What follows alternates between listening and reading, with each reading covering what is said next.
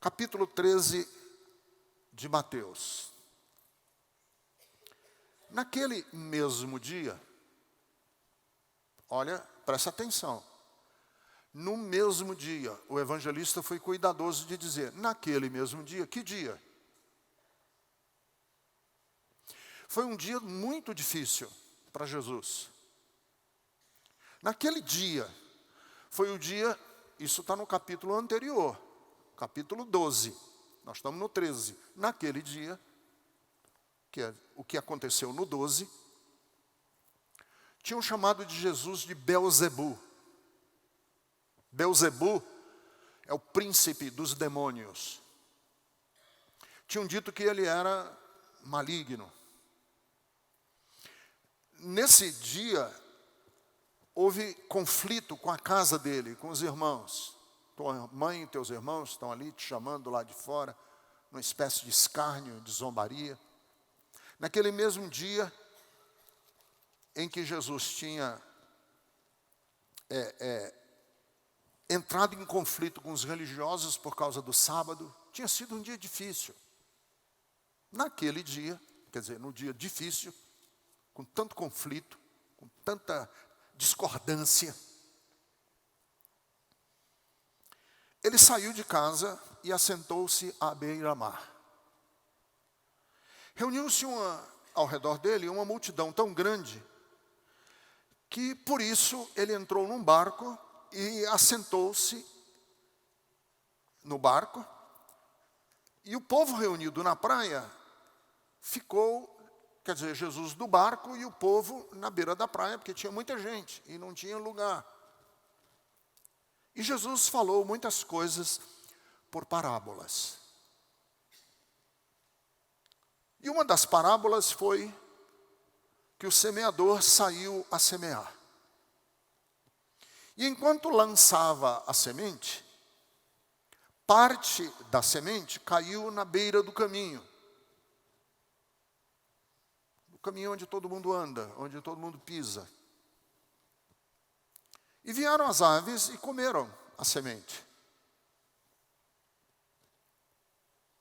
Enquanto ele lançava a semente, que caiu na beira do caminho, ele também, parte dela caiu em terreno pedregoso, onde não havia muita terra. A semente logo brotou, porque a terra não era profunda. Mas quando saiu o sol, as plantas se queimaram e secaram, porque não tinham raiz. Outra parte caiu no meio dos espinhos, que cresceram e sufocaram as plantas. Outra ainda caiu em boa terra e deu boa colheita. A produtividade da colheita foi a 100 por 1.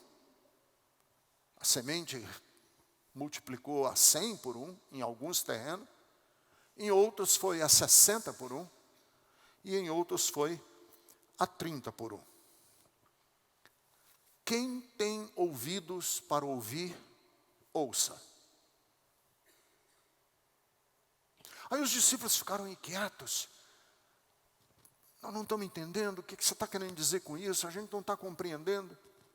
Versículo de número 18. Raras vezes Jesus explicou a parábola, mas nessa ele explicou. Versículo 18. Ouçam o que significa a parábola do semeador. Quando alguém ouve a mensagem do reino e não a entende, o maligno vem e arranca o que foi semeado em seu coração.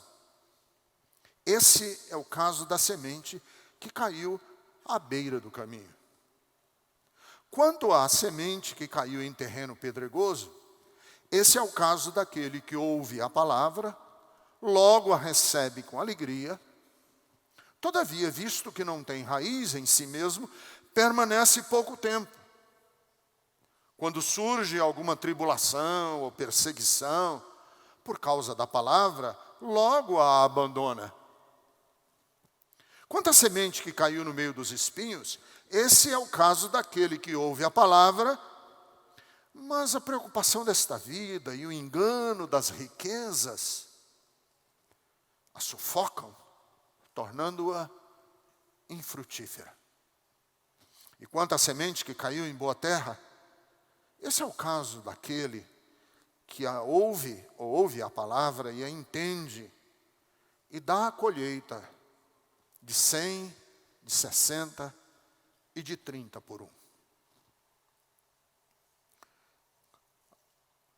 Jesus começa essa parábola dizendo que o semeador saiu a semear.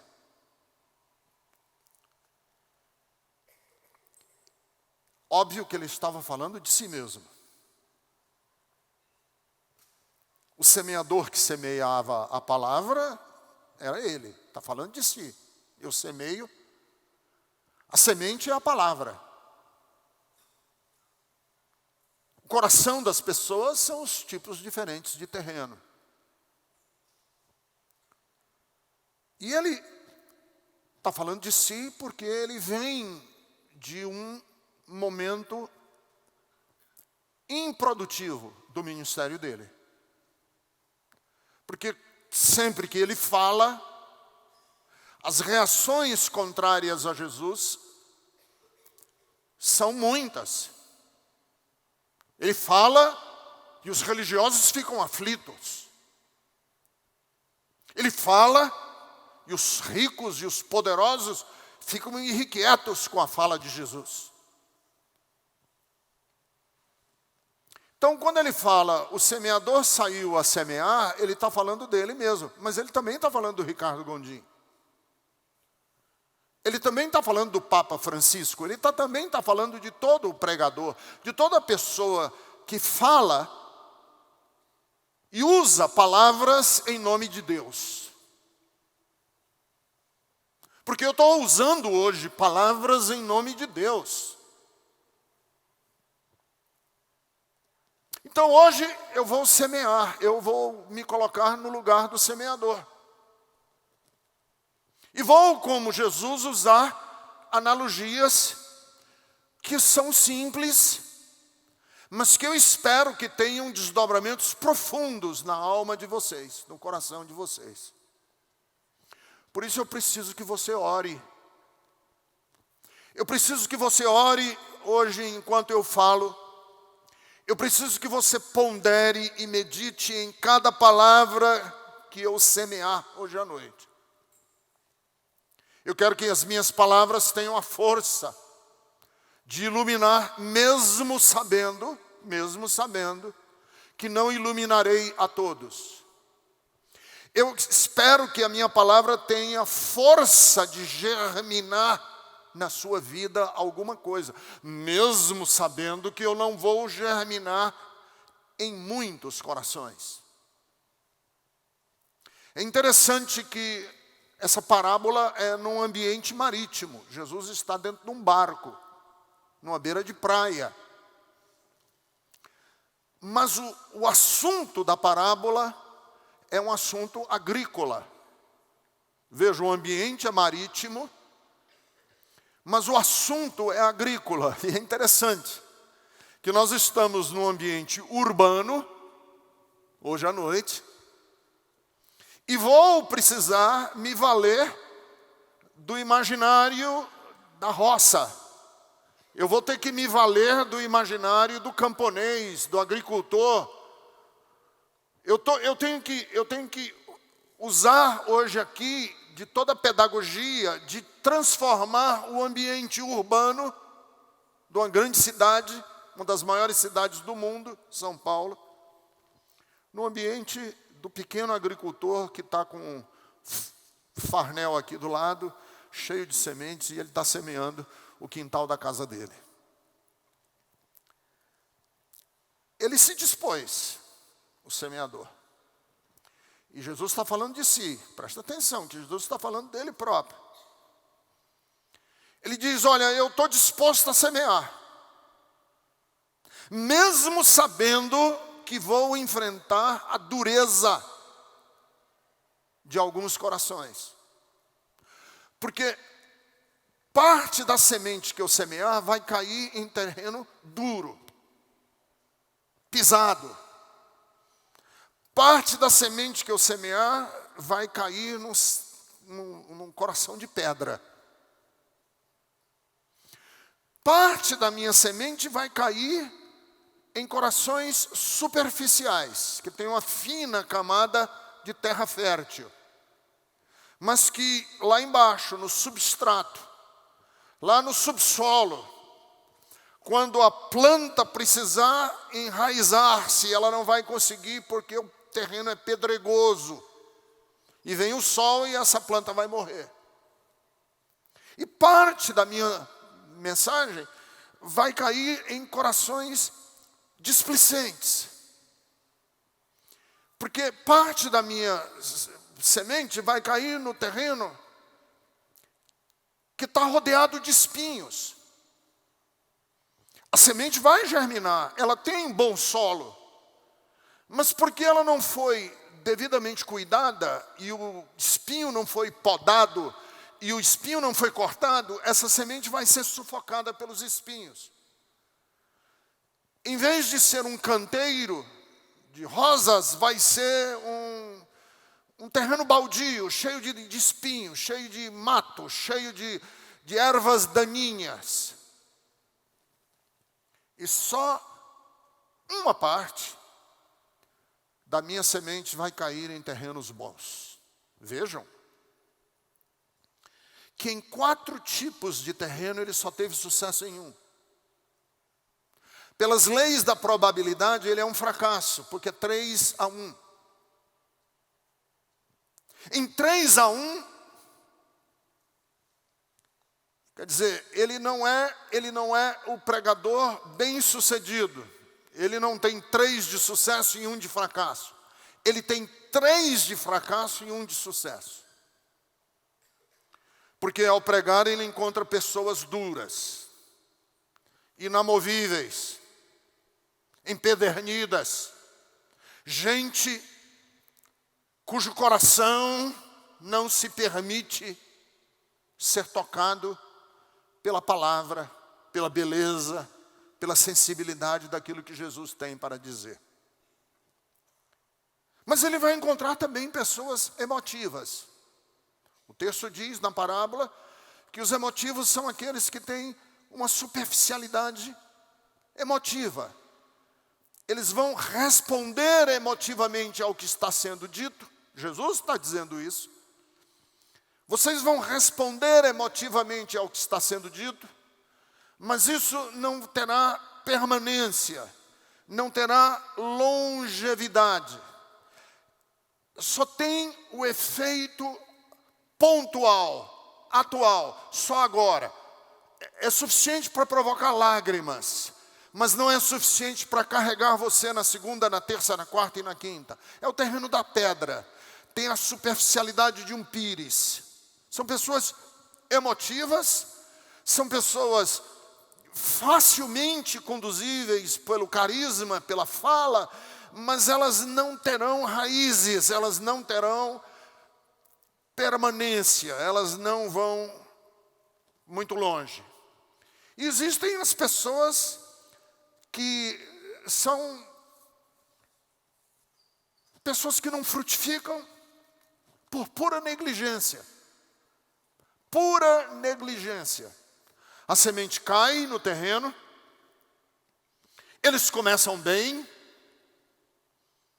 mas os apelos do mundo, o encanto da riqueza, o brilho da sedução da fama, do bom nome, da respeitabilidade, os prazeres, o prazer sexual, o prazer de ostentar, o prazer de parecer que tem pedigree, que tem bom nome, de aparecer bem na fita, de ser papagaio de pirata em foto de gente famosa, de estar no círculo dos que tem bom nome.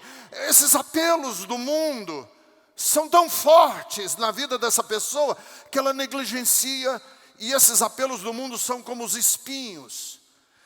E esses espinhos vão sufocar aquela palavra que começou a germinar na sua vida, mas ela não teve como frutificar, porque por pura negligência, a pessoa não deu cuidado e a semente secou. Então todo pregador tem que lembrar que ele lida com fracasso. Eu preciso lembrar a mim mesmo o tempo inteiro. Ricardo, você tem que lembrar que você vai lidar sempre com o fracasso da sua pregação. Mas, porque 3-1, você tem que lembrar e não concentrar nos 3, você tem que concentrar no 1. Porque o 1 que recebe essa palavra e frutifica a 100, a 60 e a 30, vale pelos outros 3 que você não conseguiu ir a lugar nenhum. Essa é a obstinação de Jesus, quando ele fala, olha, eu vou continuar a semear, mesmo que Israel esteja rejeitando, mesmo que eu esteja provocando contendas, controvérsias, mesmo que eu seja um pomo da discordância entre Israel, eu vou continuar a pregar. Eu vou jogar a semente porque é preciso sim semear sem fazer distinção e julgamento, quem é quem aqui. Esse aqui é o coração duro, aquela ali é o coração raso, que só tem uma camadinha de terra e embaixo só tem pedra, e aquele outro lá no fundo ali é uma pessoa negligente. Então eu não posso fazer isso. Não posso. Eu tenho que pregar como o pregador, semear a semente. E onde essa semente vai cair, não é comigo. Que caia, semeia, joga na internet, põe no YouTube. Interessante que sempre que a gente põe vídeo no YouTube, o vídeo sobe, com 2 minutos já tem 3 dislikes. Eu falo, o cara nem deu tempo de ouvir, ele já pôs dislike. É assim, mas joga a semente, você vai ter dislike. Por que a igreja e por que Jesus e por que a mensagem do Evangelho não tem o mesmo sucesso de um espetáculo? Por quê?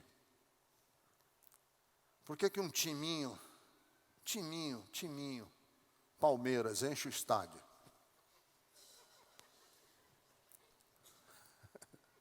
Desculpe, palmeirense. Por que razão a mensagem do Evangelho não tem o sucesso de um show de rock? Por uma razão muito simples. Nós estamos semeando uma contracultura.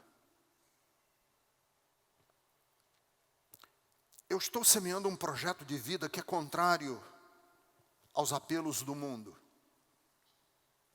E se esse projeto de vida não for contrário aos apelos do mundo, tem alguma coisa errada com o pregador. É 3-1. 3 rejeições para uma aceitação. Por que a palavra não vingou? Se o pregador é Jesus, e caiu em 3 terrenos que foram completamente improdutivos, e só um foi produtivo. Por quê? Se o pregador era Jesus. Porque se depender de Deus, claro que a palavra vai sempre vingar. Porque está escrito no profeta que a palavra de Deus não volta para Deus vazia. Existe um empenho divino com graça. Existe um empenho divino com luz. Existe um empenho divino com o Espírito Santo. Para que quem ouve, entenda. E por que alguns não ouvem? Ou por que alguns ouvem, mas não alcançam? Porque em última análise, não depende do pregador, em última análise não depende de Deus, em última análise depende do coração de quem recebe a semente. Em última análise, quem decide se essa semente vai ou não frutificar é você, sou eu. Porque vejam, Moisés, ele conseguiu abrir o Mar Vermelho. Mas Moisés não conseguiu abrir o entendimento de Israel. E nas traduções mais antigas da Bíblia, a expressão usada na Bíblia é povo de dura cerviz. Dura cerviz. Moisés conseguiu transformar águas amargas em água doce, mas não conseguiu mudar o resmungo do povo. Moisés conseguiu dominar Faraó, o poder mais poderoso que o mundo conheceu, Faraó do Egito, se dobrou ao poder de Deus através de Moisés. Mas Moisés não conseguiu evitar que o povo construísse um bezerro de ouro. Para uma semente que frutifica,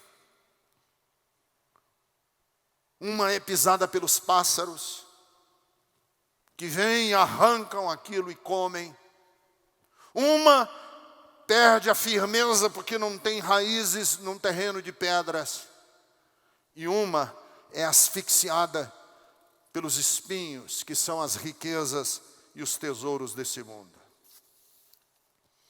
Deixa eu dizer algumas lições que eu posso dizer para você, porque a interpretação está dada por Jesus. Eu não preciso interpretar essa parábola, que quem interpretou foi o próprio Jesus.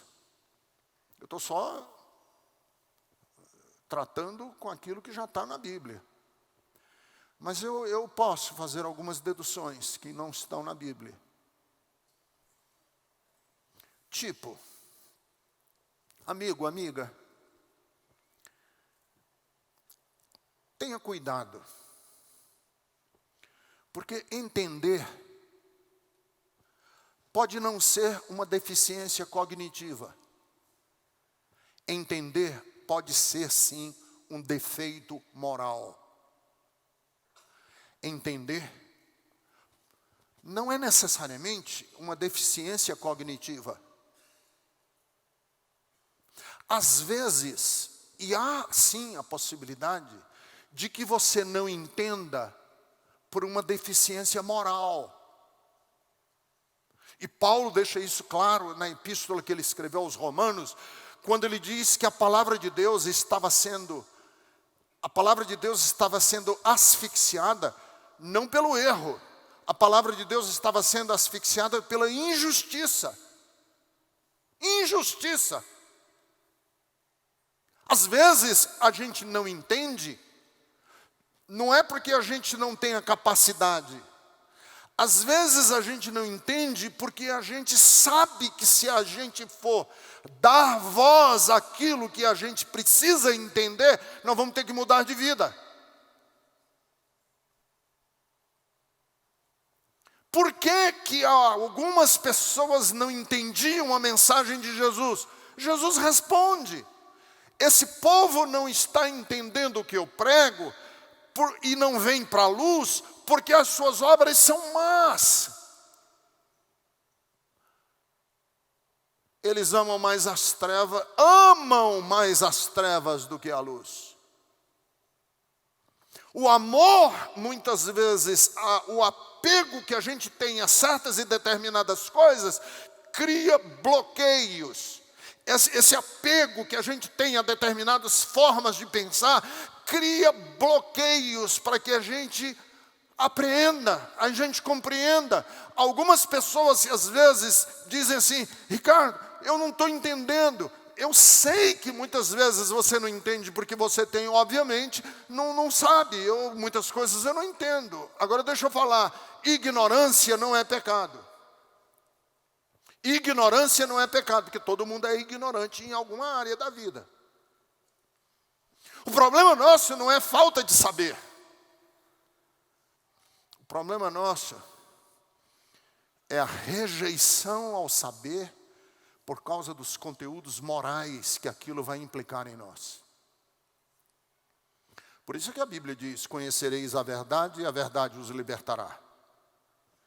Porque quando a gente sabe, a gente tem que se libertar de algumas coisas passadas que o novo saber nos trouxe. Por exemplo, por muito tempo, se considerava que uma pessoa tinha epilepsia, era endemoniada. Muito tempo, se considerou que o epilético era um lunático. Usava-se essa expressão, lunático.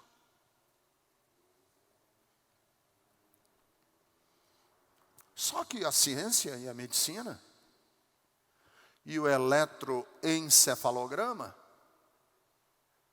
e as pesquisas neurológicas determinaram que a epilepsia é uma doença, é uma disfunção do sistema nervoso,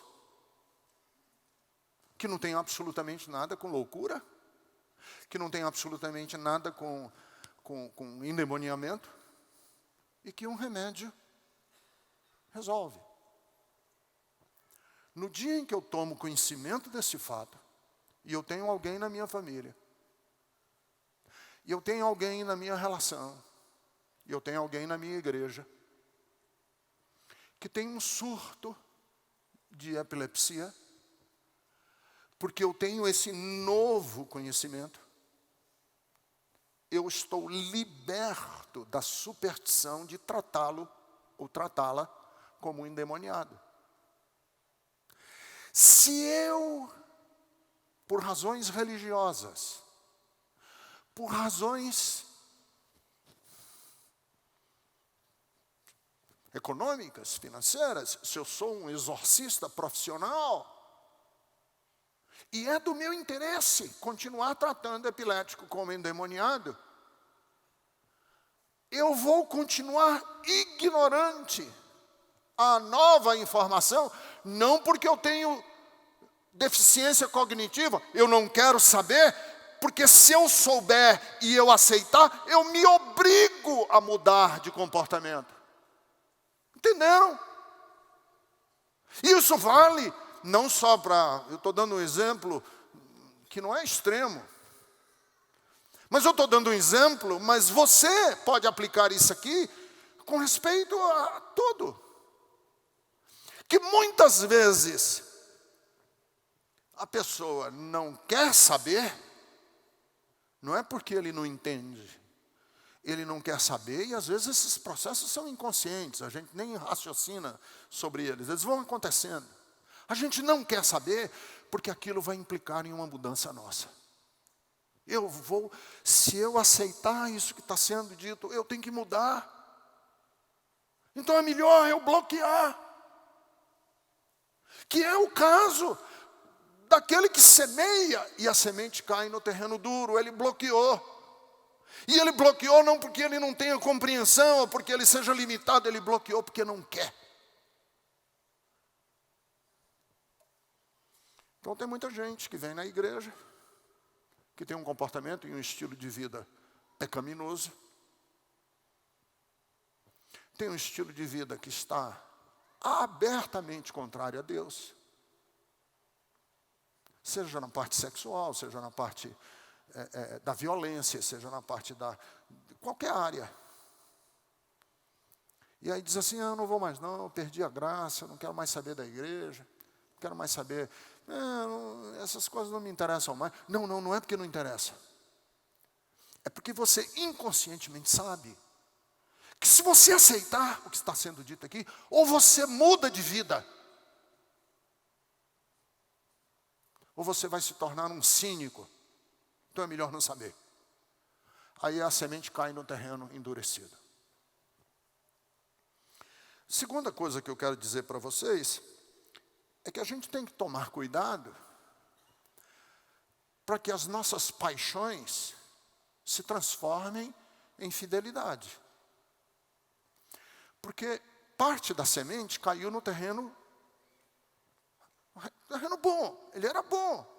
Jesus disse, eles recebem a palavra com entusiasmo. Mas é raso. Porque é típico da paixão ser rasa. Pessoas apaixonadas não pensam muito.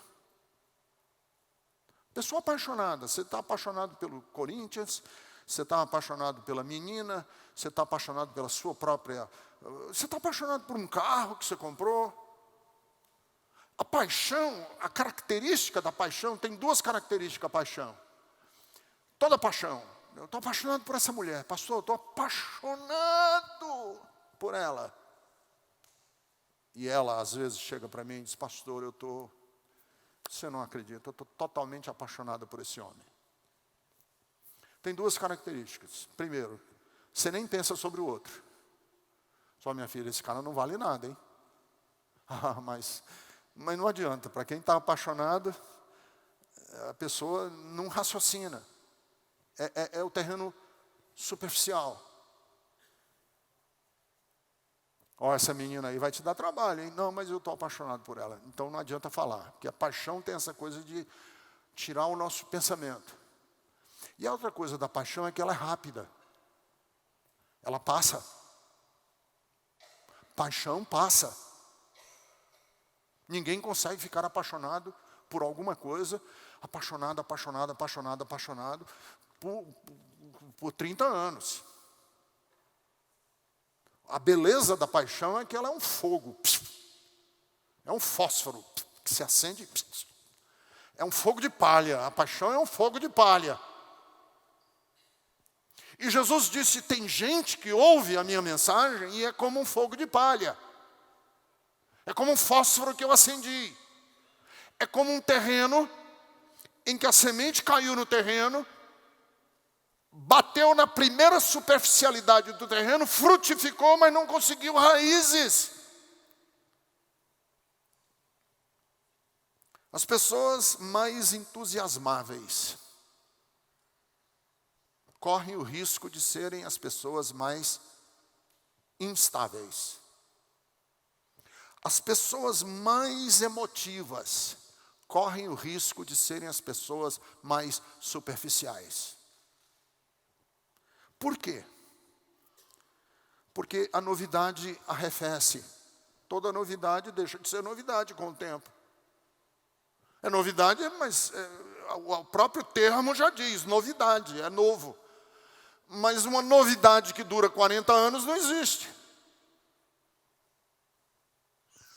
E o meu desafio, como marido,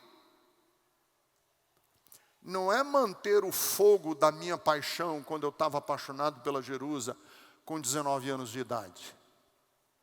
O meu desafio é pegar aquela paixão e transformar aquilo num compromisso de fidelidade, de um amor fiel, leal. Esse é o meu desafio. Meu desafio não é o dia que eu me converti e chorei lá na igreja e disse, agora eu sou de Jesus. O meu desafio é que eu fiz isso quando tinha 15 anos de idade e hoje eu tenho 65. Esse é o meu desafio. Se a minha paixão cria raízes, se a minha paixão se transforma em fidelidade,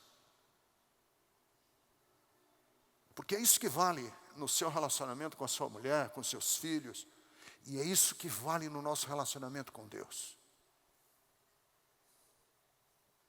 Então, assim, eu vou confessar aqui para vocês, não como vanglória. Eu vou confessar aqui com vocês como um defeito meu, tá? Não tô me jactanciando, eu estou confessando aqui um defeito. Às vezes tem gente que chega tão entusiasmado. Pastor, eu falo, isso aí não vai longe não. Defeito meu, eu não devia fazer isso. Mas eu faço, eu digo, não vai longe.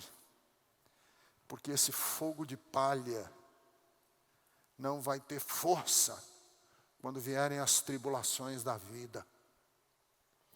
E essa raiz precisar se firmar no chão existencial. quando a tempestade bater, não é só naquela superfíciezinha, a raiz tem que estar funda, como um carvalho que suporta a tempestade. E a vida traz tempestade, sim. E eu quero que a minha fé não seja a fé que só tem a pequena raiz. Eu quero que minha fé seja aquela que tem raízes profundas para suportar o vento contrário, a tempestade, como suportou Jó. No meio da maior aflição, ele ainda assim dizia: mas eu sei que o meu Redentor vive e que por fim se levantará sobre a terra. A terceira coisa que eu quero lembrar para vocês, desses três tipos de terreno, é que a vida da gente depende da rainha de todas as virtudes. A rainha de todas as virtudes chama-se persistência. A rainha, diga comigo, eu quero que você disser assim, ó, no dia que eu morrer, no dia que o Ricardo Gondim morrer, eu quero que você lembre dessa frase que ele falava. O senhor, meu pastor, falava isso. Repita comigo que eu quero que você guarde. A rainha de todas as virtudes chama-se persistência. Pense comigo. Pense comigo. De que adianta uma pessoa ser honesta se ele não persistir na honestidade? Não, ele é honesto, ou foi honesto, mas não é mais. Acabou. Pense comigo. Do que adianta uma pessoa ser afetiva, terna, ter ternura na alma, se ela não persistir na ternura? Não, ele foi ele era uma pessoa, pastor, tão terna, mas acabou, hoje ele é um homem violento. Do que adianta? Do que adianta uma pessoa ser honesta, ser uma pessoa dedicada? Puxa vida, ele foi uma pessoa tão dedicada no trabalho, trabalhava aqui na igreja, era uma pessoa dedicada, mas não é mais. Do que adianta?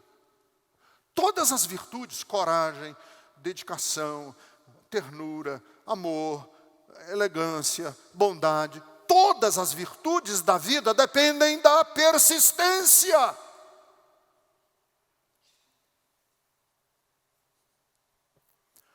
A semente caiu, mas ela caiu num terreno que precisava que alguém fosse persistente nesse terreno. Porque os terrenos que não são bem cuidados, o mato cresce. O terreno que não for bem cuidado e a pessoa não persistir, plantou um canteiro de roseiras, olha que coisa mais linda. Foi quando a gente plantou esse jardim aqui na Bethesda. Tem um jardim lindo aqui na Bethesda. Eu falei para o pessoal, vocês sabem o que vocês estão fazendo, né? Vocês sabem o que vocês estão fazendo. Plantou um jardim, tem que cuidar para sempre. Sempre. Não adianta uma pessoa chegar aqui na Bethesda, puxa vida, eu fui na Bethesda há 6 anos, tinha um jardim lindo lá. Eu fui agora, está todo tomado de mato. Do que adianta? Se você plantar um jardim, cuide para sempre. Porque a rainha de todas as virtudes é a persistência.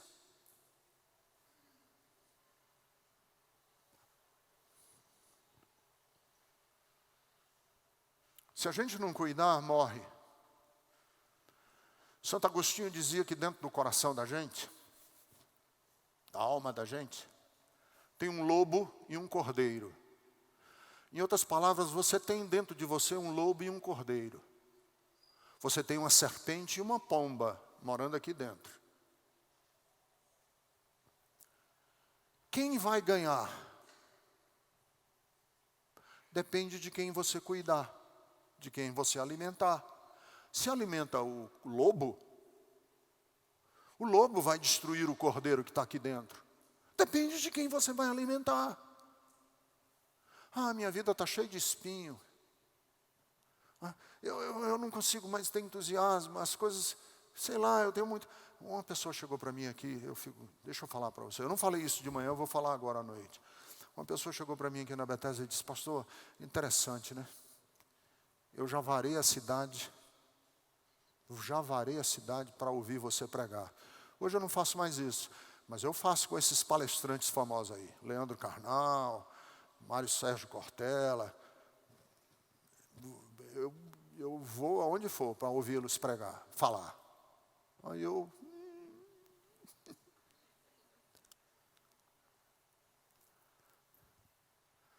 Pastor, eu já fui uma pessoa que, puxa vida, a palavra de Deus mas morreu.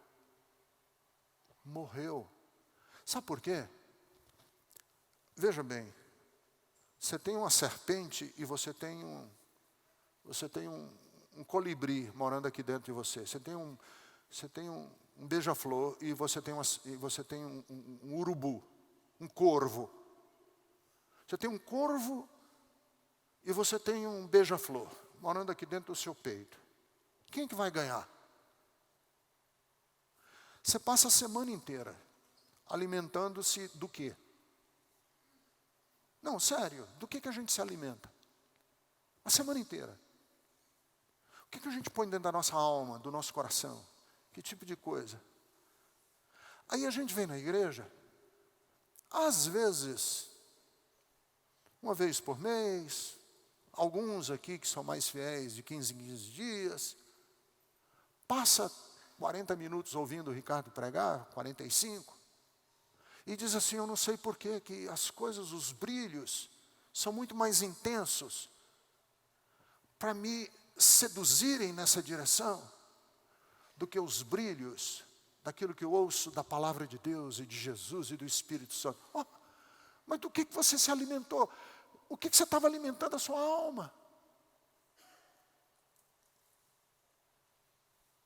Aquilo que a gente alimenta é o que vai crescer. O que está crescendo é espinho?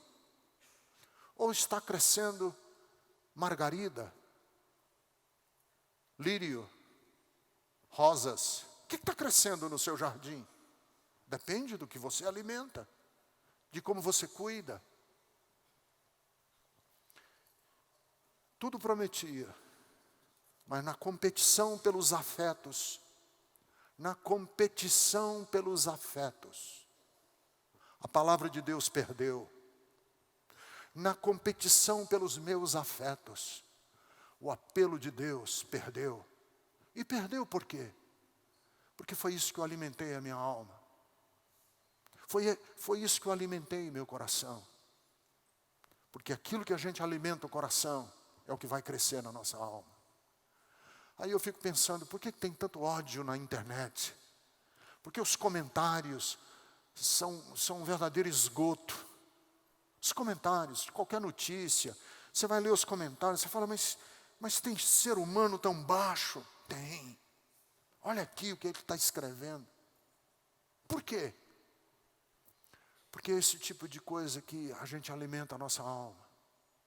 Impropérios, baixaria, esgoto. E aí quando a gente fala de coisas celestiais, de beleza, de ternura, na competição pelos meus afetos, quem é que ganha? Mas eu quero ser o bom terreno. Eu quero ser o bom terreno. Porque eu sei que se eu abrir meu coração e deixar e dizer a Deus, semeia a boa semente em mim, minha alma vai sim frutificar a 30, a 60 e a 100. E eu estou me candidatando a ser o dos 100. Produtividade de 1 para 100. Senhor, sou eu. Está aqui.